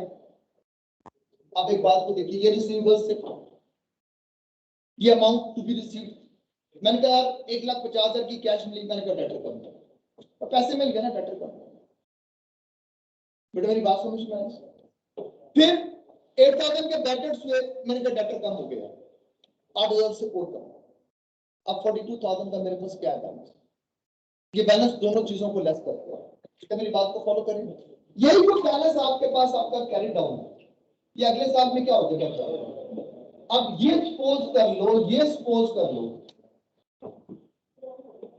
कि आपके पास आप ये कह लें कि अगले साल में आपने कोई क्रेडिट सेल, आपने कहा यार आज से क्रेडिट सेल करना, को दुकान पे लिख के लगा दिया, नगद बड़े शौक से, उधार बड़े शौक से, लेकिन उधार नहीं देना, जो पुराने पैसे थे हमने कभी दो पैसे। आप मेरी बात को अंडरस्टैंड करो। अच्छा, अब इत्तेफाक से ये हुआ कि जिसको आपने बैड डेट्स में कन्वर्ट किया हुआ था, वो अच्छा बंदा था, उसको पैसे मिल गए। उसने आपको ये 8,000 रुपए भी दे दिए। अब आपकी कलेक्शन हो गई 50,000। अब अगर मैं कैश यहाँ पे 50,000 लिख दूंगा तो आप जानते हैं क्या होगा? डेटर का बैलेंस मेरे पास क्रेडिट आ गया। इसका मतलब होगा कि हमने उसको पैसे देने। कभी कभार हो जाता है डेटर का बैलेंस, कभी कभार क्रेडिट होगा, लेकिन अकाउंट ये शो कर रहा होगा कि डेटर से पैसे लिए नहीं, 8,000 उसको देना। अब जब हमने क्रिटिकली देखा तो पता चला भाई ये बैड डेट्स रिकवर्ड थे। तो पहली बात यार इधर लिखो ही ना बैड डेट्स रिकवर्ड को डायरेक्ट इनकम क्यों नहीं बना लेते? कैश को डेबिट करके बैड डेट्स को क्रेडिट कर दो, डायरेक्ट इनकम बन जाएगी। क्यों उसे डेटर के अकाउंट में घुसेड़ रहे हो? अब अगर घुसेड़ ही दिया तो इसका तरीका एक ही है, रेक्टिफाइंग एंट्री के नाम रीइंस्टेट कि डेटर को डेबिट कर दो 8,000 से और बैड डेट्स को 8,000 से। तो मेरी बात को फॉलो करें, ये बात समझ में आ रही? सो बेसिकली मैं नहीं चाहता कि ये डेटर यहाँ पर आए जो कलेक्टेड हो, मतलब बैड डेट्स नहीं लिखना। लेकिन अगर मैं इस कैश में इंक्लूड कर चुका हूं तो फिर जितने बैड डेट्स रिकवर्ड है मैं उनको फिर डेबिट साइड पे लिख के इसको बैलेंस करूंगा, इसलिए। लेकिन मैं इस चीज की ख्वाहिश रखूंगा कि आइडेंटिफाई हो जाए कि यार ये मेरी नॉर्मल सेल है या बैड डेट्स रिकवर्ड है। अगर मुझे पता चल जाए तो फिर मैं एंट्री ये नहीं करूंगा, फिर मेरे लिए मुनासिब है कि मैं सीधी एंट्री करूं कैश टू बैड डेट्स। यही वजह है कि अगर आप अपनी स्टडी टेक्स्ट देखेंगे तो उसने पहले एंट्री रिकवरी की लिखी। आपको मेरी बात समझ में आई? अब इस क्वेश्चन में क्या होगा, इस क्वेश्चन में क्या होगा, अगर आप इसको देखेंगे तो उसमें आपको उसकी डिटेल दी है। बेटा देखना जरा, मैं क्वेश्चन शेयर कर रहा हूं। हाँ नजर आ गया? उसने क्या किया, उसने कहा कि यार the amount received was credited to the suspense account. अब वो जो अकाउंटेंट था उसको ये बात तो समझ में आ गई इसको डेटर में नहीं लिखना, लेकिन उसको ये नहीं समझ में आ रहा कि अकाउंट हेड कौन सा क्रेडिट। उसने कहा नहीं समझ में आ रहा तो सस्पेंस कर। अब अकाउंट हेड जो क्रेडिट होना चाहिए था उसका नाम क्या था बेटा? Bad debts. उसने गलती से किसको क्रेडिट कर दिया? सस्पेंस को। अब रेक्टिफाइंग एंट्री क्या होगी? सस्पेंस डेबिट कर दो और बैड डेट्स को क्रेडिट, सस्पेंस डेबिट कर दो और बैड डेट्स को क्रेडिट। तो पुत्रों बात समझ में आ गई? अब सुनो, डेटर के अकाउंट में तो नहीं जाएगा, एंट्री देखो ना, suspense to bad debts, debtor के अकाउंट में नहीं जाना। इसका मतलब डेटर का ये जो बैलेंस लिखा हुआ है 6,18,500 इसमें नहीं चेंज होना। और इस बैड डेट्स को मुझे कहां लेकर जाना? रिकवर्ड को बैड डेट की क्रेडिट पे। तो बैड डेट की क्रेडिट पे लिखोगे जरूर, लेकिन अकाउंट हेड क्या दोगे? सस्पेंस। क्योंकि एंट्री क्या है बेटा?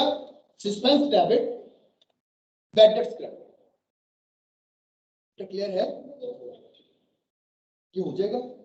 आगे चलो, कहते हैं receivable from Noon merchant 31,800 which had been specifically provided for in full।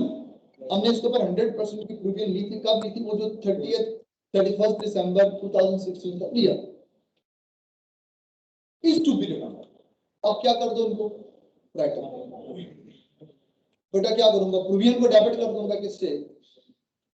31,800 से, और डेटर्स को क्रेडिट करूंगा किससे? 31,800। तो ये जो ऊपर फिगर लिखी है ना 6,18,500, इसमें से मुझे उसको माइनस करना है।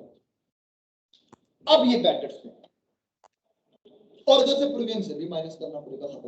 यानी प्रोविजन के डेबिट पे जाके लिख दो और डेटर की क्रेडिट पे जाना। बेटा ठीक है? क्वेश्चन और बैड डेट्स तो पिछले साल में होगा था ना, बैड डेट्स पे तो आएगा। बैड डेट्स में उस वक्त आता है जब कोई इससे कम ज्यादा अमाउंट हो, तो बराबर है, तो कुछ भी नहीं करना चाहिए। क्वेश्चन फाइनलाइज हो गया। अब आखिरी बात चाहता है क्या? कहते हैं यार तुम कैरी डाउन बैलेंस बना लो। कैसे बनाऊंगा? बहुत सिंपल, 6,18,500 में से माइनस कर दूंगा 31,800 बैलेंस। कहता है इस बैलेंस को दो से बनाओ। एक बनाओ unspecific provision at 75% to be made against balance of duty makers closing balance. कहता है 24,200 लेना है, अलग कर दो। इस पे स्पेसिफिक प्रोविजन बनाओ 75%। और फिर बेटा जो बाकी फिगर बचेगी उस पे जनरल अलाउंस ले लेना। कितने का बेटा? 4%। क्लोजिंग बैलेंस आ गया, प्रोविजन को ओपनिंग बैलेंस। जैसे आपने अभी ये नस्बत किया। अब बेटा ओपनिंग बैलेंस कितना है इसका 5,58,800। इसमें से स्पेसिफिक बिल एक है नूर मर्चेंट की 31,800, उसको लगा कर लो 100% और जो बाकी बैलेंस बचेगा उस पे 4%। समझ में आया? कर लोगे? अच्छा, अगर हो गया तो बहुत अच्छी बात है। अगर प्रॉब्लम हो तो मुझसे शेयर कर लेना। वैसे जो क्लास के शुरू में पिक्चर ली थी उसी का सोल्यूशन, क्लास के स्टार्ट में आकर मैंने कहा था पिक्चर ले लो, उसी का सोल्यूशन। अगर समझ में आ गया, तुमने परफॉर्म कर लिया तो बहुत अच्छी बात है। अगर ना हो सका तो मुझे बता देना, मैं इसको बोर्ड में रखता हूँ। उसका वो सोल्यूशन वाली पिक्चर है तुम्हारे पास, ठीक है? ग्रुप में शेयर कर दो, गर्ल्स भी और बॉयज भी, ताकि सबको मिले, ठीक है? इधर सुनो, नीचे लिख देना, ये ottoman enterprises practice question number 7, ठीक है बेटा? अच्छा, है ना? छुट्टी दी। अब फाइनली आप ये कह लें कि ये जो चैप्टर है इसकी कंक्लूजन के बाद हमारे पास इन्वेंट्री और प्रॉफिट प्लान है। क्या मेरी बात समझ रहे हैं? देखो बेटा, एक बात सुनो, एक चीज को तुम देख लो, मैं किसी जगह पर भी जल्दी नहीं करता। अगर कोई क्वेश्चन आपको समझ में नहीं आता, एक क्वेश्चन एक दिन में होता है, एक करवाऊंगा। मेरा पर्पस ये नहीं है कि मैंने हर सूरत में कोर्स को खत्म करना, मेरी ख्वाहिश है और इंशाल्लाह हम कर लेंगे। मेरी बात को फॉलो करें, सारी रिवीजन के साथ हम बड़ी इससे पहले एक दफा अपना फाइनल टेस्ट ले लेंगे, इंशाल्लाह हो जाएगा। आप मेरी बात को अंडरस्टैंड करें, लेकिन इस पे कतई ये पर्पस नहीं है कि मैंने चैप्टर्स को फेंक देना। आप करें, जहां शुरू होता है मुझसे डिस्कस करें, ठीक है बेटा? अब अगली बात, इन्वेंट्री का चैप्टर है, लेट्स स्टार्ट। इन्वेंट्री है क्या? इन्वेंट्री बेटा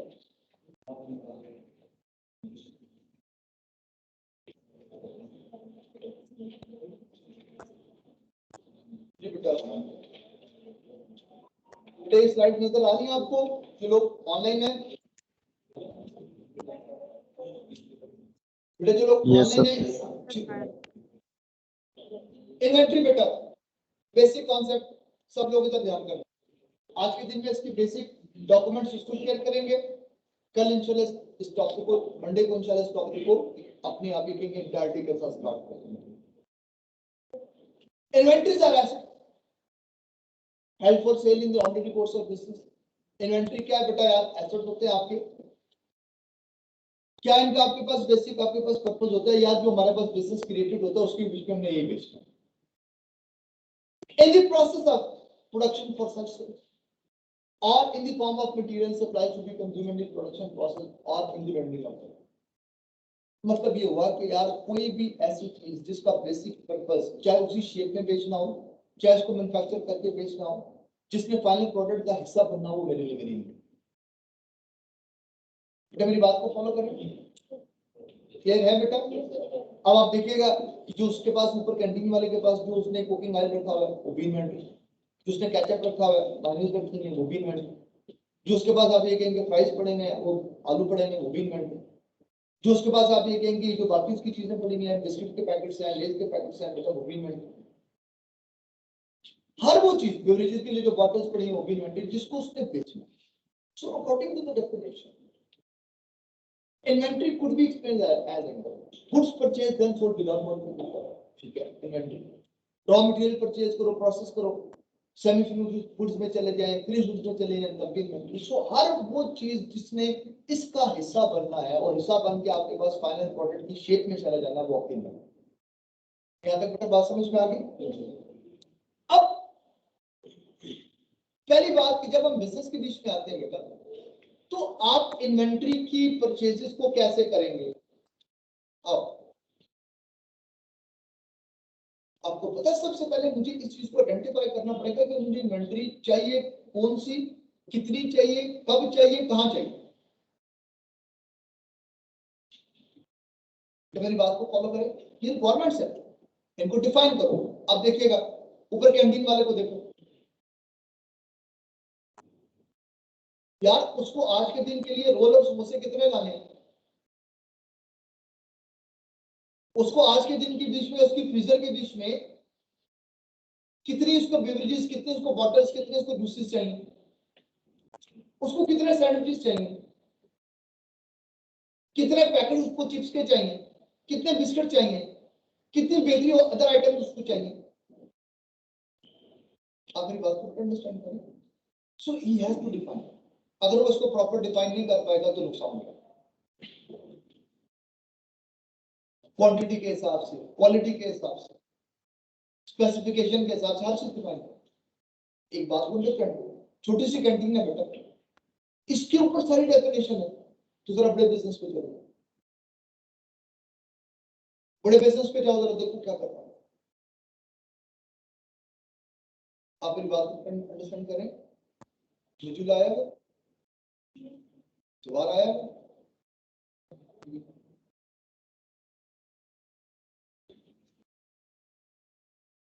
क्योंकि ऊपर पानी रखो।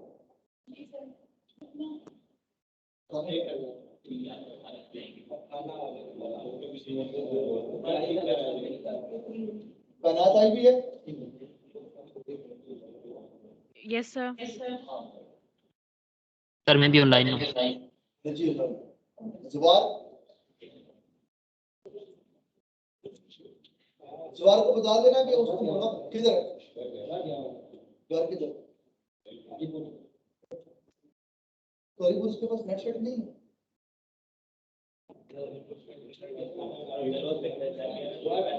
चलो तो जवाब को अप्लाई करते हैं। चलिए इधर ध्यान करें, सारे लोग इधर ध्यान करें प्लीज प्लीज प्लीज।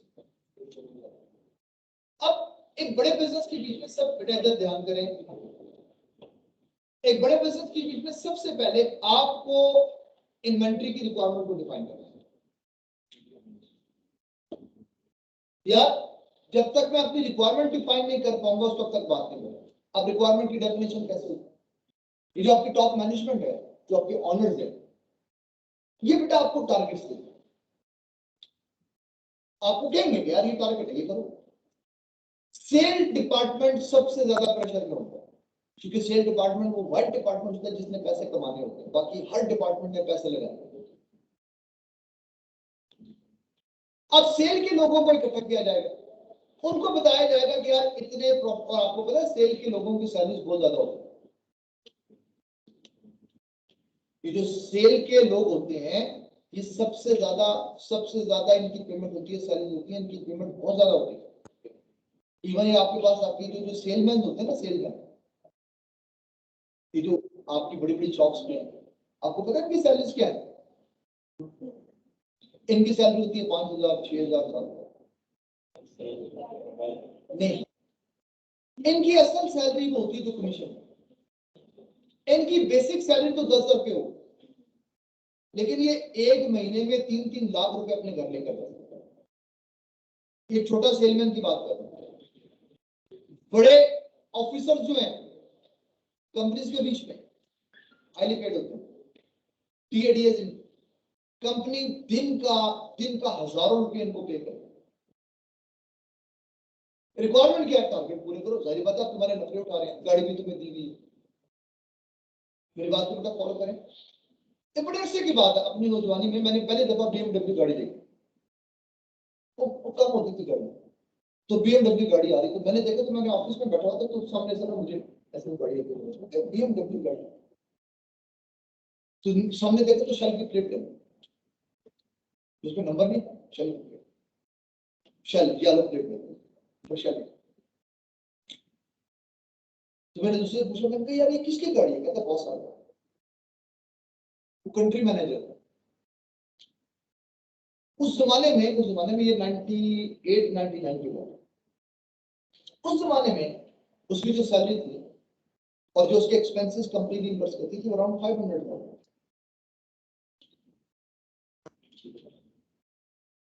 जिस जमाने में मुझे याद है कि मेरी सैलरी 8 से 10,000 होती थी और पूरे महीने में खत्म। आपको सब पता है कि आप ये कहेंगे पूरा महीने में समझ में आता था ये पैसे खर्च किधर करते।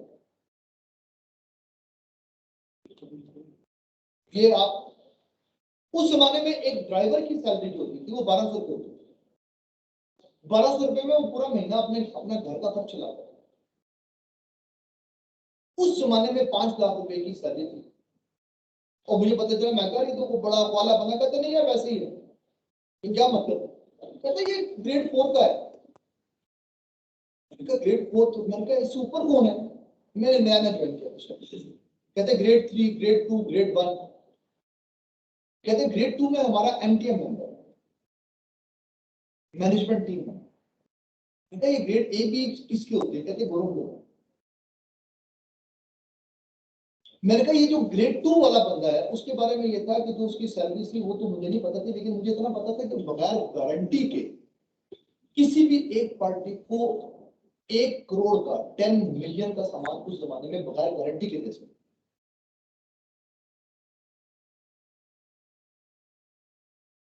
जिसका पर्सनल कटी कैश का जो बजट था ना, वो हमारे पूरे ऑफिस की सैलरी से निकाला।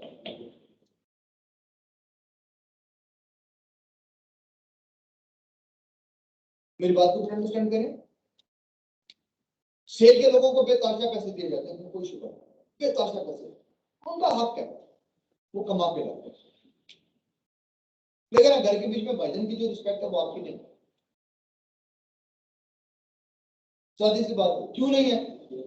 अभी आप पैसे कंज्यूम करें, भाईजान जॉब करते हैं, पैसे लेकर उनकी रिस्पेक्ट डिफरेंट है, आपकी डिफरेंट। तो सेल डिपार्टमेंट जो है बेटा डायरेक्ट फ्रंट लाइन पे होता है बेटा, जिसके पैसे कमाने। अब सेल डिपार्टमेंट को बुलाएगा, उन्हें कहा यार टारगेट से सेल करके लानी है, एग्री कर लिया। अब चले आपने वहां पे क्वांटिटी पे एग्री कर लिया, तो अगली बात ये आती है कि यार ये चीजें होंगी तो ये बेचेंगे ना, तो या प्रोडक्शन करनी पड़ेगी या परचेज करनी पड़ेगी। तो वहां से हमें रिक्वायरमेंट डिफाइन होती है। रिक्वायरमेंट वीकली भी होती है, मंथली भी होती है, ईयरली भी हो सकती है, डिपेंड करेगा आपकी बिजनेस के लिए। डेली भी हो सकती है, क्या इतनी क्वांटिटी होगी तो हम बेचेंगे। आप मेरी बात को तो फॉलो करें। अब ये टास्क शिफ्ट कर दिया जाता है परचेज डिपार्टमेंट। जो परचेज डिपार्टमेंट है वो स्टाफ को ले लेगा, क्या इन चीजों को खरीदेगा। अब वो क्या करेगा? दो काम, या तो वो लिस्ट ऑफ सप्लायर्स को उठाएगा, वो जो ना था आपके पास पेबल्स कंट्रोल अकाउंट और साथ सब्सिडरी, तो उसमें बेटा डिटेल होती है कौन कौन से सप्लायर। तो जितने सप्लायर्स हैं उनके साथ कॉन्टेक्ट किया जाएगा, यार ये सामान चाहिए। अगर तो उनमें से कोई ठीक सप्लायर हो तो ठीक है, नहीं तो फिर अगर वहां से कोई सिलेक्शन ना हो सके तो फिर टेंडर नोटिस। उस टेंडर नोटिस हमारे पास आप ये कह लें कि हम सिलेक्शन करते हैं सप्लायर, वो बिडिंग करते हैं, कोटेशन देते हैं, फिर उसके मुताबिक उनका डील होती है। जब आपकी डील कंफर्म हो जाती है तो पहला डॉक्यूमेंट आपकी बुक में लिखा हुआ है रिक्विजिशन, नहीं रिक्विजिशन नहीं, हाँ ये जरूर कहा जा सकता है कि रिक्वायरमेंट की डेफिनेशन। लेकिन जो ओरिजिनल डॉक्यूमेंट है जहां से काम शुरू होता है दैट इज परचेज एग्रीमेंट। ये परचेज एग्रीमेंट सेलर और बायर के दरमियान होता है, जिसमें टर्म्स एंड कंडीशन को डिफाइन किया जाता है, क्वांटिटी डिफाइन की जाती है, ऑर्डर का साइज डिफाइन किया जाता है, प्राइसेस को डिफाइन किया जाता है, डिस्काउंट्स को डिफाइन किया जाता है, उनकी स्पेसिफिकेशन क्वालिटीज को डिफाइन किया जाता है, डेस्टिनेशन डिफाइन की जाती है, हर चीज उसमें। ये वो रिटर्न एग्रीमेंट है जो हमारे दरमियान है। अकाउंटिंग एंट्री कोई नहीं है परचेज एग्रीमेंट, लेकिन आपके पास एक पूरे का पूरा डॉक्यूमेंट फाइल है। मेरी बात को फॉलो करो। उसके बाद जब कभी भी हमें चीजें चाहिए होती हैं, हम सबसे पहले एक परचेज ऑर्डर बनाते हैं। रिटर्न फॉर्म में परचेज ऑर्डर का बनाना हमेशा हमारे लिए अच्छा होता है। वर्बली मत कम्युनिकेट करो, राइटिंग में कम्युनिकेट करो, ताकि बाद में अगर कोई चीज आगे पीछे हो जाए तो तुम आगे को कह सको कि तुम्हें ये बात बेटा मेरी बात को फॉलो करते हैं। सो ये आपके पास आपका आप ये कहेंगे रिटर्न जो आपके पास आपकी इसकी जो आप ये कहेंगे फॉर्म में जो परचेजिंग जो कंपनी है उसने अपना लेटर हेड को उसको देना, ठीक है। उसके बाद जिसको एड्रेस किया गया जिससे उसने खरीदना है उसकी तरफ उसको फॉरवर्ड करना है, क्या क्या चीज चाहिए, उसकी स्पेसिफिकेशन चाहिए, उसकी क्वांटिटी क्या है ये, और फिर इसके बीच में आपके पास पूरी डिटेल है। तो मेरी बात को फॉलो करें। फिर ये जो परचेज ऑर्डर होता है बेटा, इसकी एक कॉपी तो दी जाती है अपने सप्लायर को, क्या ये लो, और आपने इसको आप ये कह लें कि मुझे जो है वो आपने फर्निश करके देना चाहता है, लेकिन इसकी एक कॉपी फिर उसको भेजते हैं। एक कॉपी इसकी आपके पास आप ये कह लें कि अकाउंट्स एंड फाइनेंस डिपार्टमेंट को भेजी जाती है, फिर उसको इसलिए भेजी जाती है कि यार ये चीजें आ रही हैं तो तुम अपनी जगह इसके लिए बनाओ। और अकाउंट्स एंड फाइनेंस डिपार्टमेंट को ये कॉपी इसलिए भेजी जाती है कि सर ये हमने चीजों की खरीदारी का ऑर्डर दे दिया, अभी चीजें आई नहीं, ऑर्डर दे दिया तो आप तैयार रहें। ऑर्डर पर भी उन्होंने एंट्री कोई नहीं करनी, परचेज ऑर्डर पर भी उन्होंने एंट्री कोई नहीं करनी, ट्रांजैक्शन कोई नहीं उन्होंने परफॉर्म करनी, ट्रांजैक्शन हुई लेकिन फाइनेंशियल नहीं है। अब उसके बाद आप ये कह लें कि जब ये चीज उसकी तरफ ऑर्डर शिफ्ट हो जाएगा, वो क्या करेगा, वो इसकी एक परचेज इनवॉइस बनाएगा, सेल इनवॉइस। उसके लिए सेल इनवॉइस होगी, हमारे लिए क्या होगी बेटा, परचेज इनवॉइस। वो इस इनवॉइस को बना के आपको फॉरवर्ड करेगा, कहेगा जी हाँ मैंने ये चीजें दी, इनमें प्राइसेस भी हैं, इनमें सारी चीजें भी हैं, वो सारी डिटेल के साथ आपका NTM number, sale tax number, STN number, ये सब उसमें मेंशन है, पूरी डिटेल। तो मेरी बात को फॉलो करें। अब ये जो इनवॉइस है आपको शिफ्ट की जाती है, किसको शिफ्ट की जाती है, फाइनेंस डिपार्टमेंट को, अकाउंट्स डिपार्टमेंट। लेकिन साथ ही आपके पास आप ये कह लें कि वेयर हाउस की तरफ इसको फॉरवर्ड कर दिया जाता है, वो अपने वेयर हाउस पे फॉरवर्ड करेगा, यार ये सामान हमने डिलीवर करना है। अब यहाँ पे तीन तरह की प्रेपोजिशन हो सकती है जो परचेज एग्रीमेंट में लिखी हुई है, या तो एक्स फैक्ट्री है, या सीआईएफ है, या एफओबी। एक्स फैक्ट्री की अरेंजमेंट ये होती है कि सप्लायर ने मुझे ये बात बोली कि सर मैं ये चीजें आपके लिए मेक श्योर कर लूंगा, अवेलेबल कर दूंगा, आप ऑर्डर प्लेस करेंगे, एक दिन के बाद आप अपना बंदा भिजवा दें मेरी फैक्ट्री में और वहां से चीजें उठा, मैं आपको देने के या डिलीवर करने के ऊपर लायबल नहीं हूं, चीजें मेक श्योर कर दूंगा, वो वहां पे पड़ी हुई होंगी, आप जाएं और वहां से इसको पिक करें। जैसे तहजीब बेकर में आपने केक ऑर्डर दिया, तहजीब बेकर वाला पिक कर लिया, वो आपको कह देगा सर शाम को 7 बजे आ जाए, 8 बजे आ जाए, केक अवेलेबल होगा। इसको बोलते हैं एक्स फैक्ट्री। अब ये प्रेपोजिशन आपने परचेज एग्रीमेंट में लिखी हुई होगी कि एक्स फैक्ट्री, इसका मतलब अच्छा यार वो जिस वक्त आपके पास आप कहेंगे चीज बन जाएगी उसकी तरफ से मुझे मैसेज आ जाएगा, मैं जाऊंगा जाके इस चीज को लेकर खुद चला जाऊं, या बाइकिया को कह दो कि जाओ यार वहां से उठा के ले, यदि बाइकिया को ना मेरा ट्रांसपोर्ट कर दो, मेरा काम। क्या मेरी बात को अंडरस्टैंड कर रहे हैं? इसको बोलते हैं एक्स फैक्ट्री। दूसरी प्रपोजिशन क्या है, CIF, carriage, insurance, freight, transportation cost, shipment cost, insurance की कॉस्ट, यानी कोई भी कॉस्ट हो सप्लायर तुम खुद बियर करोगे और ये सामान तुम मुझे मेरे वेयर हाउस तक पहुंचा दो।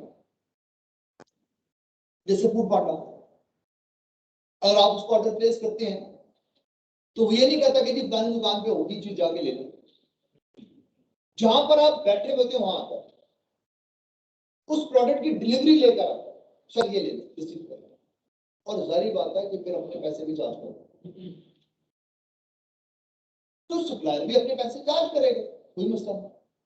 लेकिन हमें ये तसल्ली होगी कि हम ऑर्डर प्लेस करेंगे तो ये चीज डायरेक्टली मेरे वेयर हाउस तक आ जाएगी। इसको बोलते हैं कैरेज, इंश्योरेंस, फ्रेट, CIF। मैं इसको लिखूंगा, बोर्ड पे लिखूंगा, आपको तसल्ली होगी। क्लियर है बेटा? Third FOB, free on board. ये इंपोर्ट एक्सपोर्ट में सबसे ज्यादा होता है। इशू ये है कि अब मेरे लिए भी पॉसिबल नहीं कि मैं हर परचेजेस के लिए जापान जाऊं, वहां से चीजें खरीद के लाऊं। मेरे सप्लायर के लिए भी ये बात पॉसिबल नहीं कि हर कंसाइनमेंट के लिए वो इसको खुद आके यहाँ पे डिलीवर करके जाए। तो फिर आपस में एक चीज को तय कर लिया जाता है कि यार तुम इसकी शिपमेंट करो। सप्लायर की ड्यूटी क्या है? शिपमेंट करो, फ्री ऑन बोर्ड। इसका मतलब जैसे सप्लायर ने शिपमेंट करवा दी उसकी जिम्मेदारी है। अब आगे कैरियर आ गया, कैरियर ने क्या करना है, इस चीज को डिलीवर करना है पाकिस्तान तक। मेरी बात को फॉलो करें, और पाकिस्तान में मैंने इसको आगे रिसीव कर लिया। मेरी बात को अंडरस्टैंड करें, इसको बोलते हैं FOB, फ्री ऑन बोर्ड। तो कोई मसला तो नहीं, ठीक है? तो वेयर हाउस की तरफ से चीज आई कि अच्छा हमने क्या करना। अब वेयर हाउस क्या करें, जब उसको ये कॉपी मिलेगी ना बिल की, तो उसको पता चल जाएगा यार कि या तो ये बंदा इधर आएगा तो मुझे इसके लिए सामान साइड पे कर देना, तो जब मेरा बंदा उधर जाएगा तो कहेगा सर ये सामान पड़ा बंदा, और चेकलिस्ट बनाकर दे देगा, गुड्स डिलीवरी रिपोर्ट, सर इस पे साइन कर। तो मेरी बात को फॉलो करें। अच्छा, अगर इसने मेरे वेयर हाउस तक पहुंचाना है तो जो ट्रक ड्राइवर होगा, चाहे इसका अपना हो चाहे इसने किसी और को बुलाया हो, उसको कहेगा जी सर इसको देखें, ये मैं सारी चीजें आपको दे रहा हूँ, इनकी ये लिस्ट मैंने बनाई है, इनको चेक कर लें क्या ये चीजें हैं या नहीं। तो ना ट्रक ड्राइवर पूरी लिस्ट को अपने सामने रखता है, एक एक चीज को खुद नोट करता है, सर मैंने नोट किया। So, इसको क्या बोलते हैं, गुड्स डिलीवरी रूल। अब जब मेरे भी हाउस वाला इसको रिसीव करेगा तो वो अपने पास एक रिपोर्ट बनाएगा जिसका नाम क्या होगा बेटा, गुड्स रिसीव्ड, और उसके बीच में डिटेल से लिखे क्या ये चीजें मैंने रिसीव। तो बेटा जो गुड्स डिलीवरी रिपोर्ट की कॉपी है वो मेरे वेयर हाउस के पास आ जाएगी, और जो मैंने अपनी गुड्स रिसीव रिपोर्ट बनाई उसकी कॉपी सप्लायर के पास होगी, ताकि एक इंफॉर्मेशन हो जाए कि चीजें। अब यहाँ पर भी बात खत्म नहीं होगी। अब जब ये चीजें वेयर हाउस के बाहर पड़ेगी होंगी तो बेटा उसके बाद जो होगी क्वालिटी कंट्रोल डिपार्टमेंट है या इंस्पेक्शन डिपार्टमेंट है, वो इन सारे स्टॉक की इंस्पेक्शन करेगा, देखेगा स्पेसिफिकेशन वही है जो बिल में लिखी है, देखेगा क्वांटिटी वही है, हर चीज उसके मुताबिक अलाइन करेगा। अगर तो चीजें ठीक होंगी तो फिर अफसर को कहेगा इसको इन्वेंट्री में शामिल करना। अगर चीजों में से कुछ के ऊपर उसको मसला होगा तो उनको साइड पे करेगा और कहेगा इनको वापस भिजवा दो। तो जब वापस भिजवा रहे होंगे हम तो अपने पास जो रिटर्न करने वाला बंदा होगा वो डेबिट नोट बनाएगा, हमारा वेयर हाउस क्या बनाएगा, डेबिट नोट। और जब ये सप्लायर के पास पहुंचेगा तो हम कहेंगे सर इसकी एक्नॉलेजमेंट दे दें, तो वो जो एक्नॉलेजमेंट मुझे देगा चीजों को वापस लेने की, उसका नाम होगा क्रेडिट।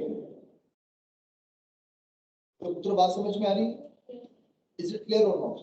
अब अकाउंट्स फाइनेंस डिपार्टमेंट के पास गुड्स डिलीवरी रिपोर्ट भी चली जाती है, बिल भी उसके पास चला जाए, कोटेशंस भी उसके पास पड़ी होती है, सेल एग्रीमेंट भी उसके पास, परचेज एग्रीमेंट भी उसके पास होता है, फिर वो आपस में उसके मुताबिक अलाइन करके फिर उसको पेमेंट्स करता है। क्या क्लियर है? उत्तर बात समझ में आ रही है? ये इसका बैकग्राउंड है, लेकिन इस बैकग्राउंड के ऊपर वो कई दफा आपसे 5, 6, 4, 3 नंबर को वो आपसे पूछता, मुझे बताओ कि सेल प्रोसेस में कौन कौन से डॉक्यूमेंट्स यूज होते हैं, परचेज प्रोसेस में कौन कौन से डॉक्यूमेंट्स यूज होते हैं। तो मेरी बात को फॉलो करें, और जब बड़ा क्वेश्चन बनाता है तो साथ ही भी कहता है मुझे इसकी रीजन बताओ क्यों बना। क्लियर है?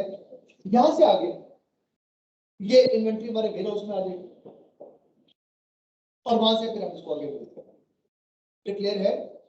नेक्स्ट लेवल पे यहां से स्टैंडर्ड स्टार्ट, आपने एक IAS2 international accounting standard number 2 inventory से रिलेटेड करना क्या यार, उसमें लिखा हुआ है इसका ऑब्जेक्टिव एंड स्कोप। पहली बात वो ये कहता है the objective of this standard is to prescribe the accounting treatment for inventories।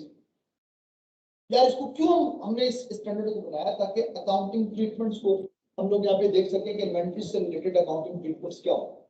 Got it? Clear? Number 2 कहता है primary issue in accounting for inventory is the amount of cost to be recognised as an asset. कहता है सबसे पहले मुझे ये तो बताओ इन्वेंटरी की एसेट की वैल्यू क्या है, उसकी कॉस्ट कैसे बनेगी।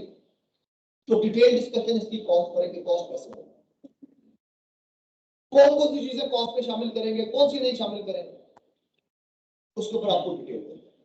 उसके बाद क्या कहते हैं, एंड कैरी फॉरवर्ड, और इसको उस वक्त तक लेकर चलो until the related revenue are recognised, यानी जब तक मैं इन्वेंटरी को बेच दूं। अब जब बेचूंगा तो फिर दो एंट्रीज याद है कि इसकी कॉस्ट में से कॉस्ट निकाल के कॉस्ट ऑफ सेल्स करेंगे और उसको एक्सपेंस रिकॉग्नाइज करेंगे, और जो रेवेन्यू है सेल्स है उसको सेल्स की तरफ अपने पास अब क्रेडिट पे हो, कैश पे हो। क्लियर है? अब कहता है this standard provide guidance on the determination of the cost and its subsequent recognition as an expense. कि कॉस्ट क्या है और उसको हमने एक्सपेंस कैसे किया, and any including any write down to the NR net realisable. अब ये नेट रियलाइजेबल वैल्यू का डिटेल ये बात समझ में आ रही? It also provide guidance on the cost formula.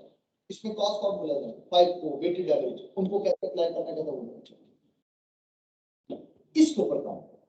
बाकी जो इसका आपके पास आगे स्कोप है कि ये स्टैंडर्ड अप्लाई होगा एक्सेप्ट जो आपके पास कंस्ट्रक्शन कॉन्ट्रैक्ट है, वो आपके पास आपको को फाइनेंशियल स्टेटमेंट या बाजार क्लास है, ये सारी चीजें आपके स्कोप से बाहर अगले क्लास में। ठीक है? Basically this is the starting.